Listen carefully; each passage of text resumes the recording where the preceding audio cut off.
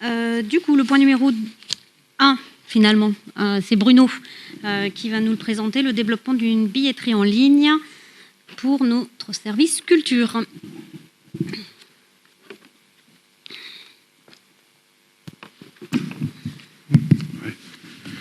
Bonsoir à tous. Donc je vais vous épargner la lecture de la délibération que vous avez reçue qui figure dans la notice pour gagner du temps, et d'autant plus qu'on a un ordre du jour assez chargé avec la présentation du DOB. Juste rappeler quelques éléments donc, sur la situation actuelle. Comment se passe la réservation? Eh bien, elle est effectuée par téléphone et recensée sous forme de fichier, avec une billetterie au format papier en vente quelques jours par semaine et sur place 30 minutes avant le spectacle, ce qui génère beaucoup de difficultés pour les usagers pour acheter les billets en avance.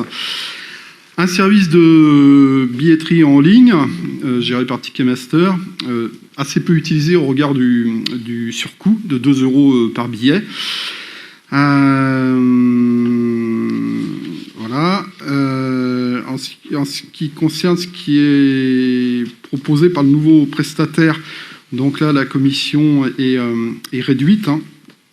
Il s'agit d'une commission de 2,8% plus 0,35 par billet vendu.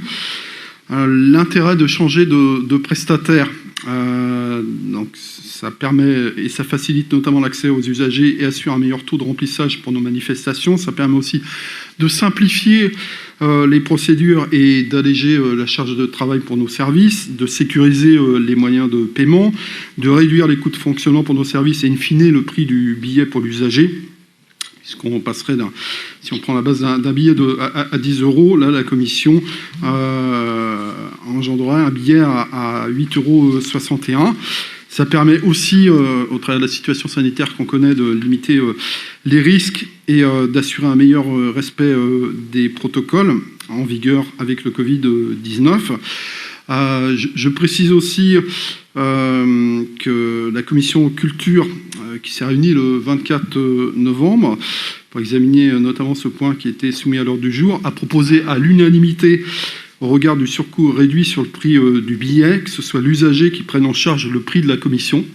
Donc ça ne figure pas dans la notice. Alors c'était l'avis de la commission, bien évidemment c'est le conseil municipal qui valide les choses ensuite.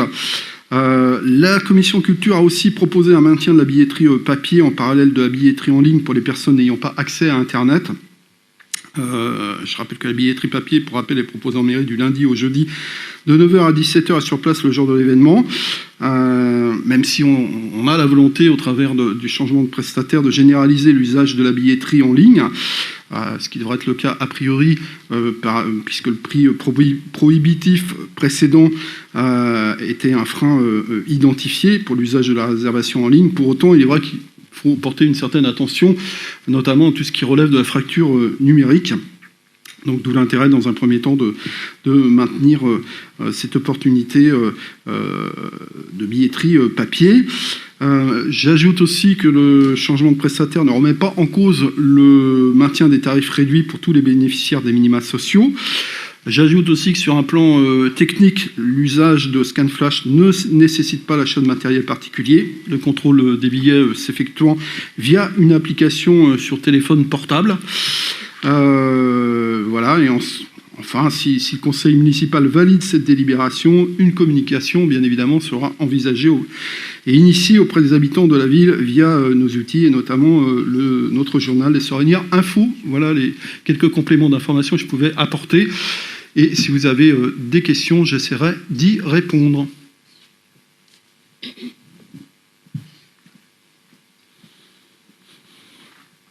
Pas de questions. Donc je vous propose de mettre la délibération aux voix. Qui s'abstient? Qui vote contre? Donc adopté à l'unanimité. Merci.